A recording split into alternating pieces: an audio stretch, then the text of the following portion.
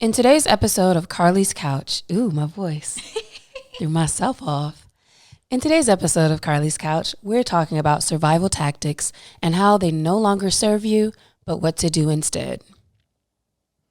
Happy Monday, everybody. Hopefully you're enjoying this nice wintry weather. Feliz Navidad. Espero año y felicidad. Dang, I couldn't even get it out before she finished that joint. Yeah, I was ready. Yeah, happy Monday. Hope everybody's doing well. Did you say hope they enjoy the weather? Mm-hmm. It's nice little wintry weather. I was thinking about the people in LA because we've been having some more cozy weather lately. Yeah, I think the weather has been kind of wintry in a lot of places. I think I don't know. Yeah, all I know is what's going on outside. I know it's hot outside, and then it's a little chilly, like 64. My heat goes on in the house, so that's all I know. I know Oklahoma had snow not too long ago, so that's interesting. Very unexpected, but then Houston, that's not usual. Not right now. No, that's more like February, like January type stuff. Well, hope y'all's heaters work. Hope y'all surviving this cold. Today we're gonna talk about survival tactics, but not how to skin rabbits and make tents out of leaves and things like that. Shout out my youngest brother who knows how to do all of those things. But Carlie, I'll let you kind of intro into what we're talking about today. Look, good to know that he's the one that I need to, like, if the zombie apocalypse happens, he's the one I need to know. Now I'm about to get off topic, but they get like dropped off in like the wilderness and then they gotta like survive for real. So he tells us interesting stories and he's like, to kill a rabbit, you gotta twist the neck like this and do that. And I've seen pictures of the housing he makes, like when it's literally you have nothing, but you make the roof out of the sticks and put leaves on it, and how they have to find their way around and all this stuff. It's really cool. And we should all have more of those skills or knowledge of that. Perhaps maybe we could talk about that one day. We should have a Apocalypse Now episode and talk about like how to be ready if everything goes crazy. But yes, shout out Addison for that. Yeah, so shout out to him. And so today is about survival tactics, # no Bear Grylls. And the idea kind of came from just some discussions I've been having lately. Like, I love when, like, you see this underlying theme or thread throughout all of the things you're doing, all the people you're talking to who are very disconnected and there's no way they could have known, but y'all always end up talking about the same things. And so I was like, we need to talk about this on the podcast. So to preface, when I first started therapy, I told my therapist that my goal was to transition from surviving to thriving. And everything that came up with that? Yeah. Yeah, this was like a couple years ago at this point. But this week, I just had a couple conversations with friends and we were talking about like family members and mothers and other people in our lives who are holding on to these mindsets, these narratives, or these habits, actions, like things that kind of help them like get to where they are today. But then you kind of notice that it's not necessarily serving them in this current version of themselves. And so it's like you're bringing the skills that got you here up to this level in your life, but then you're noticing that like they might not be serving you. And then I have my own realization of a pattern in a relationship, like a thought pattern that I was like, like this isn't serving me. I'm feeling a lot of friction here. So I want to talk about it today. But what in that instance, like what's not serving you? What is causing friction? So I mean, a couple of things. Like one, I think sometimes like the habits or the thought patterns or the things that we adopted like when we're younger that stem from trauma like might not actually be healthy, but they were necessary in the time period. And so as you get older and get healthier, ideally, right, like in healthier relationships, you start to notice that it's actually not okay to talk to somebody crazy. Like that's not how I get what I want. Or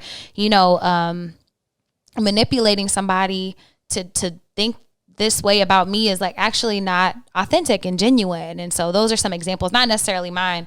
Mine was more so about how I interact with people and like the level of vulnerability, like in an intimate relationship, like just that whole process. But the whole idea is about how those tactics like no longer serving this version of yourself. Mm-hmm.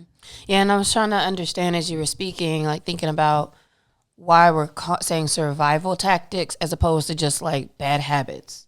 You know what I mean? Like to further kind of drill in and understand like what we mean by survival tactics. And I think you went more into it with that second piece where it's like you thought, and a lot of times it's your own perceived notions, but you feel like this is how you have to act, like to make it type thing.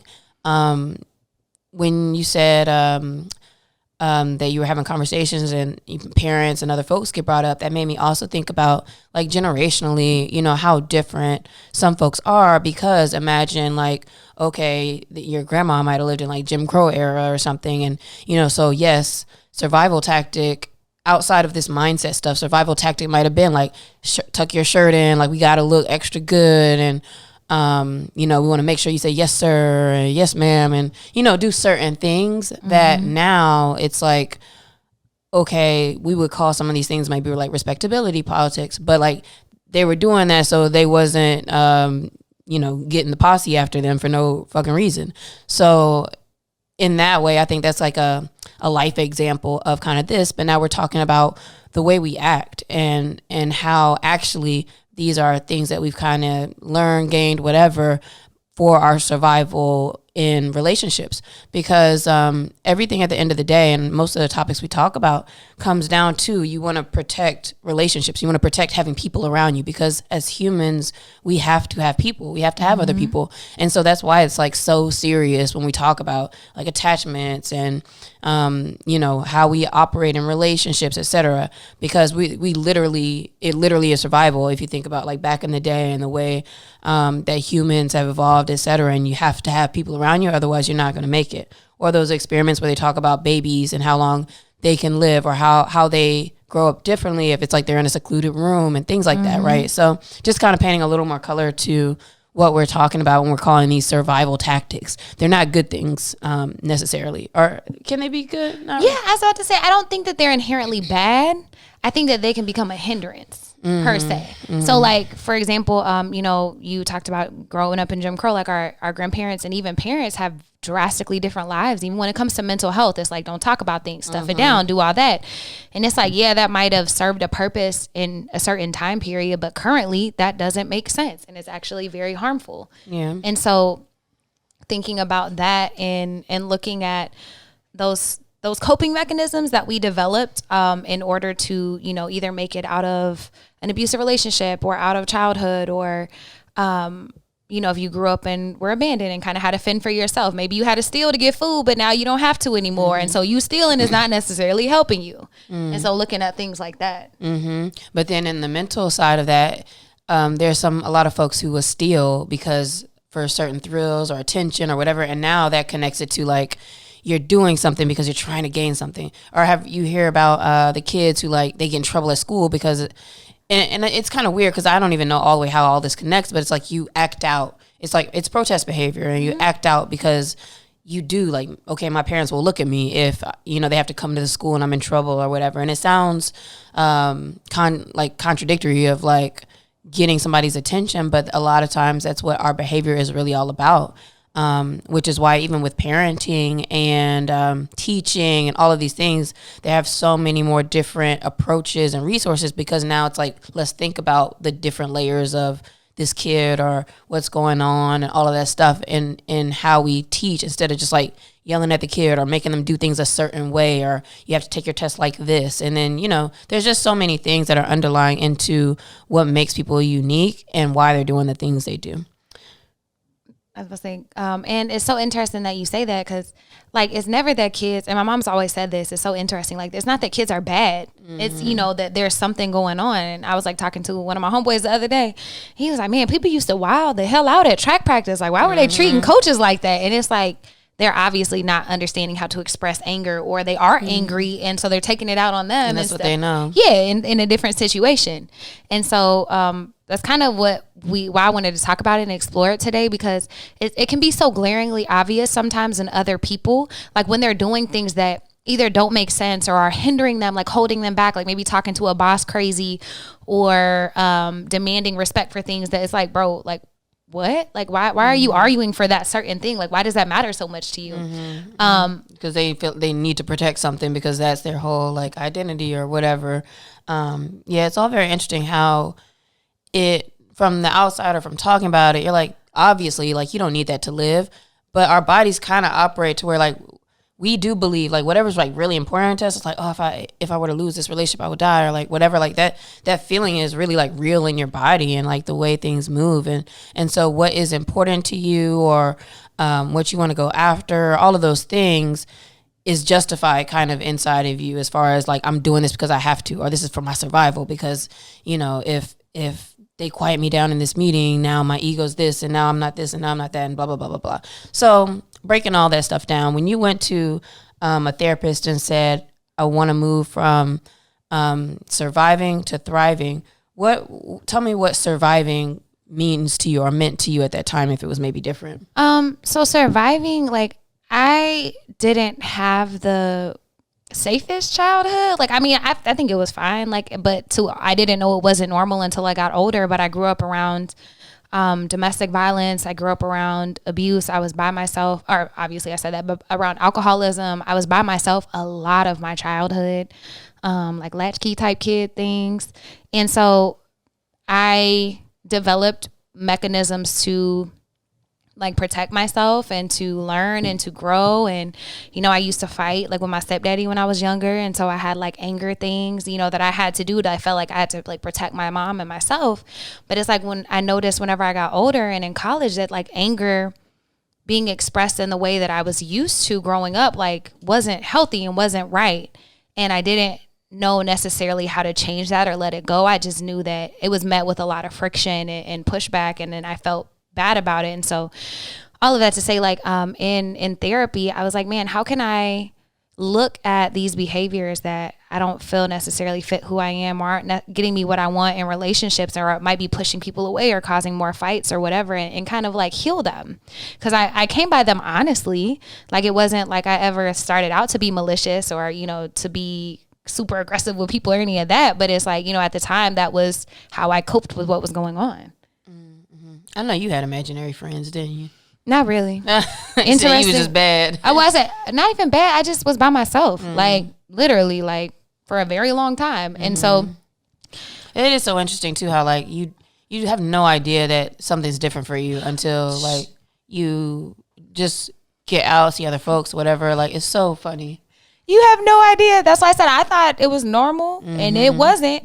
Because that's also, I would say, a survival tactic is like not talking about what's going on at home. I remember I felt like I had to be perfect in school because I was scared that if I didn't get straight A's, if I wasn't the best at everything, that the teachers would know something was going on at home. And I didn't want to get taken from my mom. And so I was like, if I look good and I show up good and I'm happy, like people are going to think that.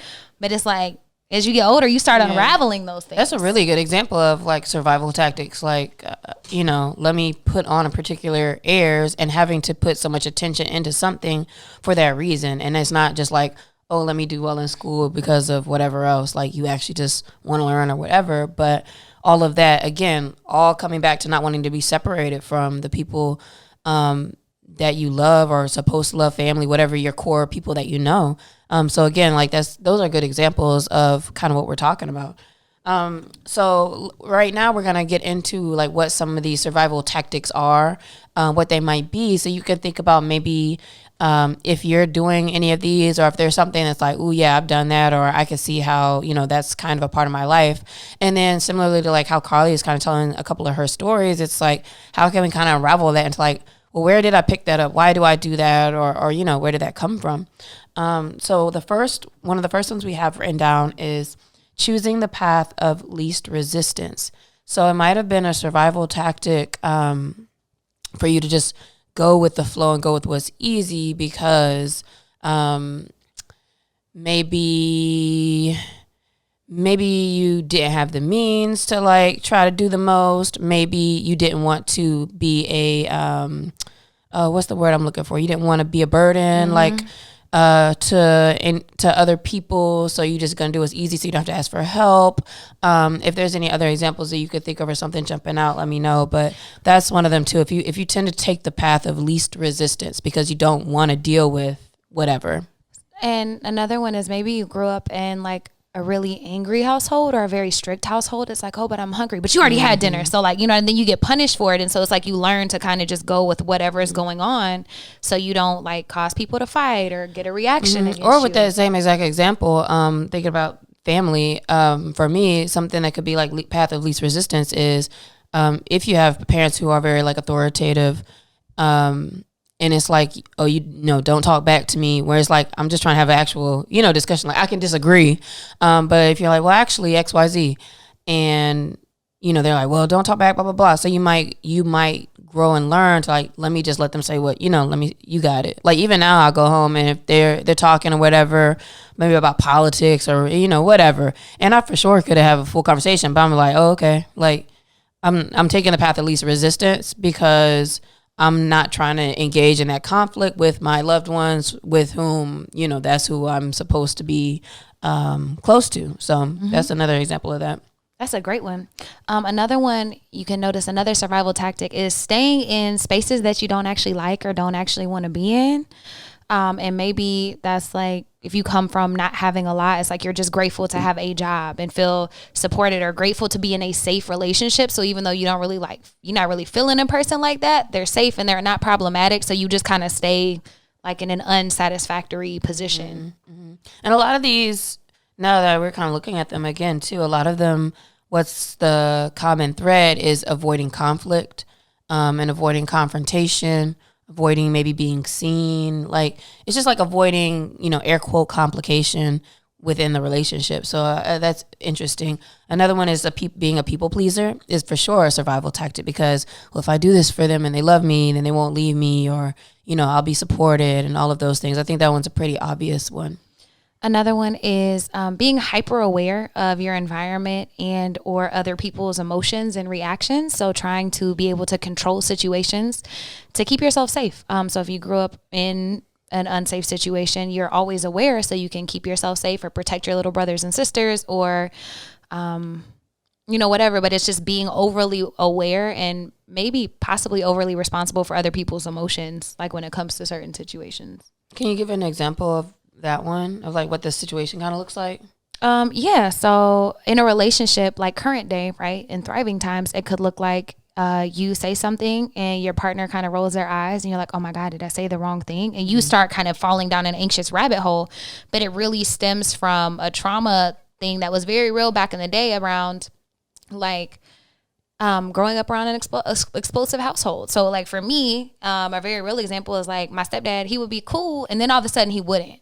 And so I started trying to be very aware. Yeah. And so I noticed the smallest things, and I have great intuition with people, but sometimes it turns into anxiety, and that's the unhealthy part of that, right? Like it's a good thing and it served me and helped keep me safe, you know, and all that. But now it like makes me overly anxious and overly responsible. That's a real good example, because I now I get it even more when you said that. So if for example it's like a stepdad is like all of a sudden he can just like blow up out of nowhere. Now, like you've learned that so quickly that you are hyper aware of anything, and your mind probably is gonna automatically, and like again physiologically, like in your body probably automatically go to 100, like, oh, this person might do that thing, and not even having grown up, not even really separating that that's just a him thing or whatever, right? So that one's really good. That's an interesting example. Another one, this one is coming from my life, is a survival tactic can be that you become the person that you think the people around you want to see. Earlier when we were talking about the episode, I was talking about a conversation I was having with a friend where I was kind of making realizations that, you know, I feel safer than I've ever felt before. And by that, I meant that, you know, in talking to certain people, I realized like, oh, I can say what I need, or I can say what's true to me or what I want or whatever, and that be met with, oh, okay, and like, you know, listening and actually a secure response, as opposed to, for example, being in past relationships where it just didn't feel safe. Like you didn't feel comfortable saying the truth of a thing, or, you know, saying something because they might kind of blow up or do something, or to going back to the family unit, if you're growing up in a stricter family and like also knowing like, okay, I know I need to get straight A's. I know I got to be ready for church. I know I got to, you know, have a dress on for this or do whatever. And so you become aware, and I guess it kind of connects to the last couple of things as well, but you become more aware of, you know, even when you meet people now, or when I meet people now, I feel like I can very quickly recognize what they are, what they kind of value, who they are. And then it's like, oh, I know who I would have to be for them to like me. And I don't think about it like that. Like I really don't just think around like, oh my gosh, how can I make this person like me? And yet I can balance. So what I've called it always is like, oh, I'm pretty good at being a chameleon around, when I'm in different groups. I can be extra hype. I could be extra fun and funny, or I could be really quiet. If everybody else around me is like doing the most, like I kind of just like fit in where I feel comfortable within like what's going on around me. But really that could have come from the survival tactic of, all right, well, let me figure out what I need to be. And why that's not necessarily a good thing is because I've grown up separating from being who I am, or like even understanding and learning what is my voice. One of the things I've talked about in therapy was, I was like, well, you know what, growing up in a household that's strict, and by strict, like, and not nothing like crazy, but y'all know what I mean. By growing up in a strict, like religious kind of household, I felt that not that my voice was taken away from me, but that I was given a voice. So I was given a like, oh, this is the type of person you need to be, or this is what we expect, and this is what you need to be. And I don't think it's anything wrong with having expectations of people, but that then where that becomes weird and different is now when you're exploring your own stuff between how you deal with people, to sexuality, to like where you want to go in life and all these things. And it's such a weird disconnect within your mind. You're like, dang, I feel like this is kind of what I want, but this other air quote thing is the right thing, or what I should be doing. So now you're like, oh no. And like, you feel shame about it, or you might not even want to talk about it, or you hold it in and you don't do that. And, you go become a doctor instead of following your dreams or whatever. And all of that, it leads to you never truly like being able to connect with yourself, because you never have been able to explore that, or be able to express those things. That was such a long answer. But that's a survival tactic that like now through your whole life, now it's like, oh, let me actually become more comfortable in my own voice. And in general, with all of these other things we've said thus far, being able to say and do the things I want and need to do, without having to think about or worry about it being any kind of conflict. And that's so important. Another lens on that, like being somebody else who you think someone wants you to be. I had a homeboy in high school who transitioned. So she started off as a woman, but that she knew that wasn't who they wanted to be. But we live in Oklahoma. And as a black person in Oklahoma, you already have your own issues. And then you add that and it becomes this thing. And I know so many people who had to repress. Survival is real, like who they were. Like I have gay friends who married the opposite sex because they felt they had to. They got a divorce and they're happy now. But like they thought they had to do that.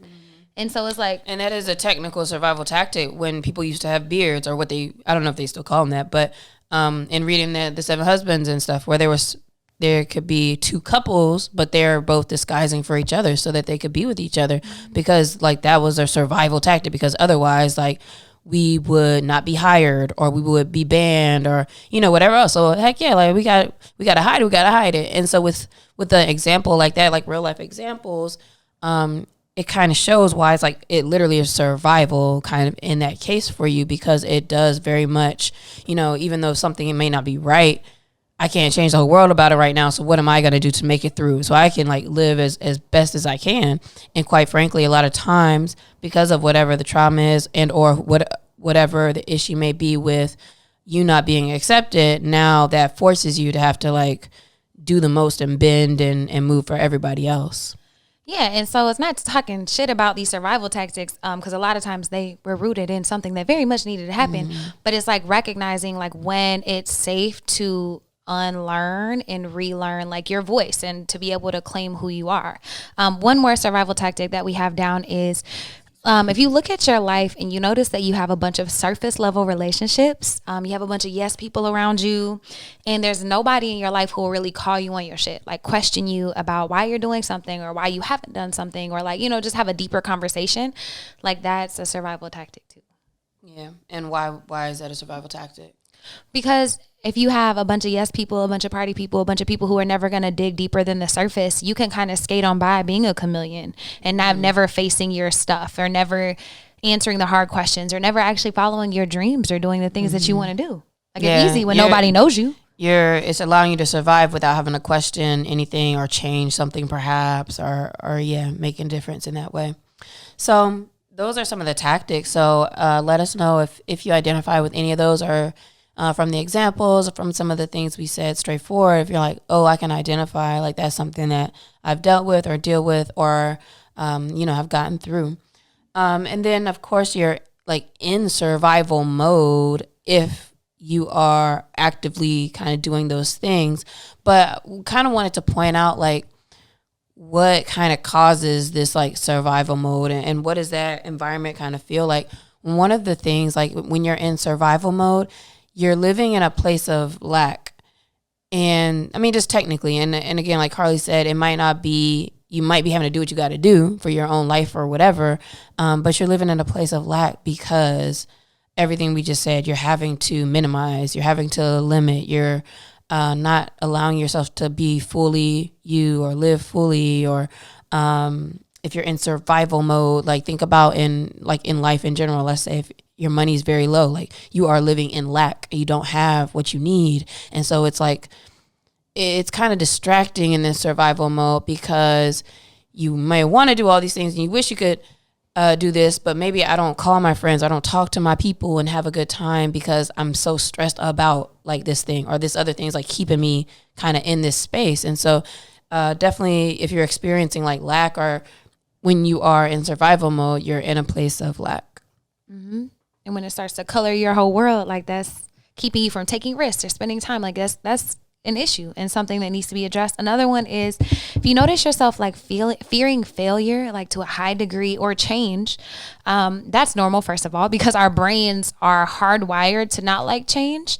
But the issue is like, it keeps you in situations that you don't want to be in. That could be mediocre, unsatisfactory, unsafe, at a job, just to make ends meet, because at least you know what to expect at that job. Like, your boss is going to be terrible, all these things, but to you that feels safer than like branching out to something that might be uncertain. And even without that second piece of it, sometimes like it may signify that you're in survival mode at a particular job just off the fact that I'm doing this for the money. Like if you're just doing it for what you need because you're trying to survive. So it doesn't even have to always be about, I mean, I guess that's considered mindset too, but like it doesn't have to even be that deep. That's literally survival. Like I'm doing this because I have to do this. I'm gonna go be a male stripper because I gotta pay my rent like next week, and you do what you gotta do. So yeah, that's definitely a signifier. You may be in survival mode, or when you're in survival mode, it may be all that you know. And I think that probably is obvious based on the stories we've told and how we keep bringing it back around to family. If all you know is like to move in that way, or the experiences of those people close to you, and then you literally kind of like move through life and you're growing up like that, like it becomes second nature to you and you don't know any different. To which I would kind of ask Carlie, like, what do you think makes your eyes like even open to that oh shoot, like I'm in survival mode? Like even with your story, like for you to say like, okay, I want to change this, what made you think to do that? I started noticing friction, meaning like something small would happen in my relationship, but my reaction to it would be like astronomical. And I'm like, yo, what is this disconnect? Like why am I so anxious or so overwhelmed about this thing that if I logically discuss it doesn't sound like a big deal? And I realized that was like my fight or flight, like trying to protect me in a situation and making it a lot larger than it was. And so when that's like, those are signifiers that you kind of have some lingering habits.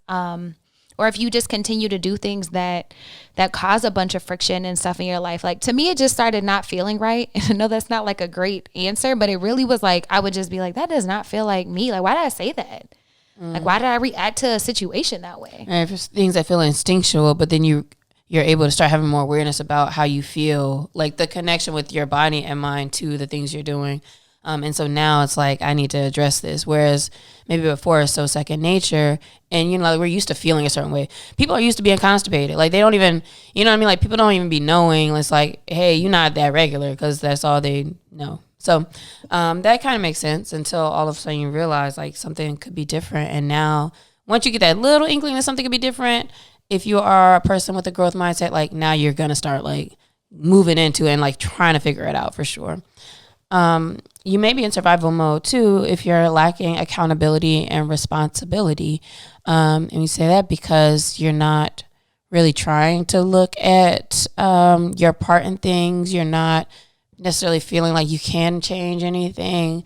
And I'm sure this doesn't necessarily apply to our listeners. We were talking about earlier because we were like, well, our listeners are probably most likely folks who, that's why they listen to these things, because they want to learn how to, grow, be accountable, responsible, etc. But for the person who is very much not an accountable person, if you think about somebody you maybe know, probably can imagine that, okay, they're just like impulsive, or, they move out of survival mode for sure. I think another big indicator that you might be working in survival mode is if you're saying that you want something, but you're not doing anything different to get there. And that could be whatever. It could be you want more bread, but you're not quitting your dead-end job or your job that doesn't bring you joy to try something different. Like, okay, that could come from lack because you came up poor, so you didn't want to do that. Or you're not willing to be vulnerable in a relationship because your parents got a divorce. And so for you, like, it's hard for you to trust people. Like, that's a survival thing. You're trying to protect yourself, but that inhibits growth. So if you really like think about areas in your life where you say you want something else, or you're thinking that things could get better, but you're not really open to examining what you're doing and changing those. Like if you're set in your ways, like I think that's a big indicator that you could be holding on to some of these survival tactics. Mm-hmm. And you mentioned friction, and we've talked about fight or flight and kind of like how your body feels sometimes in some of these spaces, or when it just doesn't feel quite like the emotion is connected to the feeling in your body, things like that. But when I think about like what it means to thrive on that opposite side, because if you're in survival mode so much, you might not even know like, well, what is it mean to thrive? Like, what could that even be? And for me, to thrive feels like peace, feels like you have options. It's abundant. So I'm not worried about doing something, giving something, spending something, because I expect that to be in my life. And or it is in my life. Like if we talk about literally thriving, I feel like I'm thriving when I have money in my bank account. It's like, oh, I'm not thinking about half the things that are, stressing you out when you don't. So for me, it's kind of that peaceful feeling of being able to move through life without having to think about these extra stresses. And you don't have to think about how to live. You actually just get to focus on and enjoy the living. That's such a good definition of thriving. It makes you kind of feel good to even like say that, and I think that's why sometimes when we like hop on Twitter and like, oh, life is so peace right now and love and light and stuff, and like sometimes like dang, like sometimes you have those moments where you really feel good. And for me, and I say that because my friend made fun of me the other day about it. He's like, I see you tweeting about, oh, I love drinking my coffee and reading my book in the morning, and I was like, but I was really in a space of like that's my favorite thing, like every day that makes me feel so good, because I don't have to rush into doing any work. I have time for myself. I love like my routine of making my coffee. I love being able to sit down and read, and that's just a perfect good start of the day for me. And that's something where like I really express a lot of gratitude around, like just enjoying that, what seems like just a simple moment. But when you think about it, like I can only have that moment because I have, like I said before, I have money. So it's not like I'm waking up like, oh, I got to do this. I got to figure this out. I got to, do all these things. Because in that moment, I feel like abundant. I feel like I have abundance of the things I need, my resources or whatever, that I could just do what I want to do in that moment. So like sometimes that really just feels really good. And to me, those moments is where I'm like, okay, this is what it feels like to thrive, because I can really enjoy myself. What's funny is like when I told my therapist that, like I didn't really know what thriving felt like. I didn't have a definition for it. I just knew that I felt like life could get better and could be better, but I didn't know how good it could get. And so been on this journey for a while of trying to like heal things and grow and let go and unleash and all that jazz. But to me, thriving feels safe, but a safe space to be brave in. So a space to be vulnerable, a space to take risks, a space to speak my mind, and come from a place of I know who I am, and it feels free. It feels more free, and life can feel better, and we don't have to carry around all the anger and the upset and and everything that we did in order to get to this point. And I think that's probably the bigger thing for me in this episode is like, you really don't have to hold on to those things that got you here. Like, yes, they served you and they're wonderful. Give them gratitude. You can do a whole ritual for them things, but also let them go because they start to shackle you to the past and to, emotions and things that you've outgrown. And it's okay to let that go. Mm-hmm. So then how do we transition that now? So once you become aware of some of these survival tactics, like, oh, those are things I do because of X, Y, Z, and, they're not serving me. How do you transition that into tools that allow you to thrive? The first piece for me is having a safe support system. And so that can be a therapist, a psychiatrist, whatever you need, go get that. But also friends who are emotionally intelligent and doing their own work, because if they're not doing and you are, it'll be a disconnect. So, get people around you who are not yes people, who will call you on your shit, but in a very loving way and who actually care about you in a place that you feel safe. So I would say like a support system, like building your village is so important. Mm-hmm. One thing I would say that connects with my story earlier is that it's just something you just have to practice. So for me, if I am kind of used to being quiet around people or kind of noticing like, all right, who do I need to be here? And I'm not focused on being myself. Now, A, I just have to note like when I'm doing that, and then B, be able to actually practice like being myself or saying what I want to say, doing what I want to do. Because what happens, like I kind of said before, I think already, that once I start to say those things and when it's met, not with negativity or not with conflict, but like somebody actually listening and paying attention and be like, oh, okay, and validating what I'm saying, then it's like, oh, I can be safer, like, or I'm in a safe place and it's okay for me to continue to do this. And I recognize now that it's not, when things don't go right in those situations, that's not about me. So for me, it's really about continuing to practice that and kind of falling into doing what is genuine for me at the moment. Which is so important. And I love that you use the word practice because it's a lifelong practice. You gotta do that to get better, and you gonna mess up, and that's cool too. But just start with recognizing like where in your life, like the spaces that you're in that you don't want to be in. Or things that feel really uncomfortable for you, or where you felt held back, and then start to practice and gradually change those things. And by that, we're talking about like how we said earlier, when you stay in easy situations or like a place you don't enjoy, a job or whatever. Mm-hmm. And if you're in a job you don't enjoy and you do need it for money though, like even with that, if there's a transition of perhaps starting to spend a little time doing like research to look up, other things, and or even maybe even just having as simple as having a conversation or starting to have more conversations with people about what you may be interested in, because maybe somebody be like, oh, you know what, I know about XYZ or an opportunity. Just at least being more expressive about it, I think can be helpful in that case.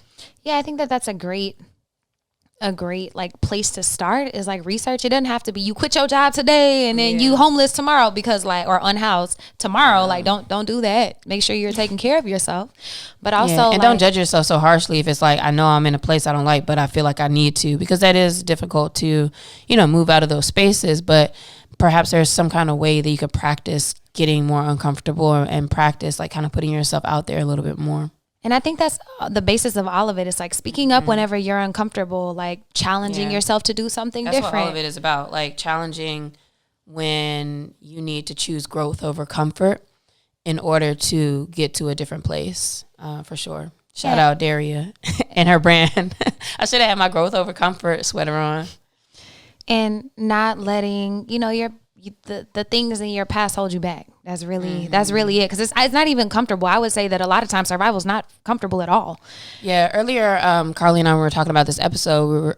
We were started thinking about like, well, what are some of those things that have happened in our lives that might have been like game changing type things? Maybe for you, it could have been like experiences like with your stepdad. I was talking about for me, experiences being like harassed all the time with boys grabbing on my body and things like that, and how that changes like my perception of myself. And I would never even wear like a 2-piece bathing suit. I didn't like wearing shorts. I didn't, I just extremely felt like, oh, I'm at fault if people find me attractive or if they want to violate me in that way. And of course you can imagine how that can affect how you look at men or relationships and all those things as you get older. So those are things that I actually dissected that one a long time ago in college because of a girlfriend of mine was like, girl, you gotta stop being so mean to guys. Because I was just like very hard and mean and like very competitive and like, you know, like I'm strong too type thing. And then I was able to kind of break that down into like, well, where I got that from, because I was always having to fight off people and fight people away from me and stand my ground and all of those things. And so just to be able to think back about, no, and I don't know if it necessarily has to be like traumatic experiences, but like things that have happened in your life, things that you've gone through that may have been like shaped you to behave a certain way so that you can make it, so that you can survive. That's a kind of a good place to start to think about like, well, how did that affect me? Excuse me. And the results from that can be eye-opening into what that journey needs to look like as far as what you change when you need to go into a space where you can thrive.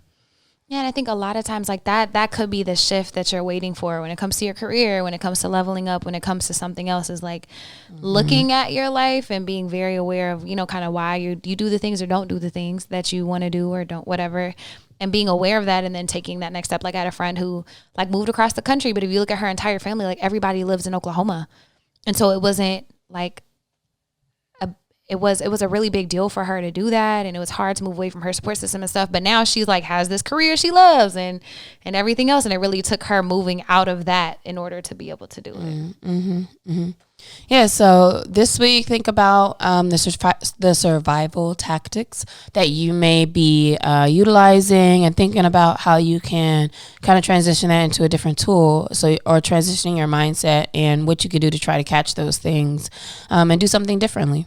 Yeah, and hits at Carlie's Couch would love to know what kind of stood out to you and what things you're going to be challenging yourself to grow out of. And then this week's shout out is the Breakfast Bros Houston, started by some of the people I went to college with, and then also some bros from Pi Delta.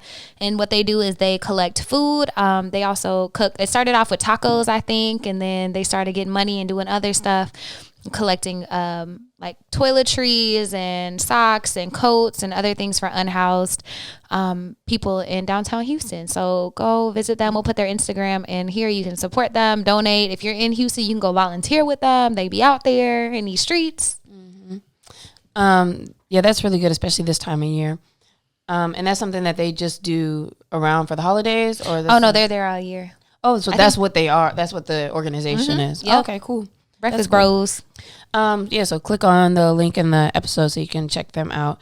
And then this week's question of the week, for Carlie first, we might have to think about it a little bit, but this week's question is, what question do you have for your therapist? Like, what's something that's kind of at the top of your list that you want to explore? And I usually even in like my notes app, like as soon as I start thinking about something, I'm like, I do kind of do that. Let me write that down, and I'll like think about it. Or like put stuff down. Although I haven't been in therapy in a long time now, but I usually like write stuff down, which I can't access right now, so I'm still thinking myself. Man, the top two quick ones that came to mind. I'm sure I'd have a better one if I like really marinated on this. But one is I would want to know like how he takes care of himself and separates all of the space that he holds for all the people. Like how do you like, how do healers? How does one do that? Yeah, like how because does he? Because you want to know how you can do it. I'm just intrigued to see how people in this space. I ain't paying my therapist to be asking them questions about them. I know. I'm not asking. I'm saying I didn't think I'd be paying him for this. Oh no, I'm saying like a question you would bring into therapy. That's what I meant by that. That's I thought you meant ask him about his life. That's why I was like, no. That's why I was like, oh, that makes me think. Look, I'm saying like things that you may want to inquire about, like to explore in like a therapy session type thing. Oh, that's why I said, oh, for yourself, that would be cool. Oh, yeah, I mean, that would be cool, too. I was more interested in him. For me, I don't know. Because I be asking him all kind of shit all the time. I be talking to him every week, so what's up? All right, for me, I would say a question I would want to explore is, what is the line or the balance between knowing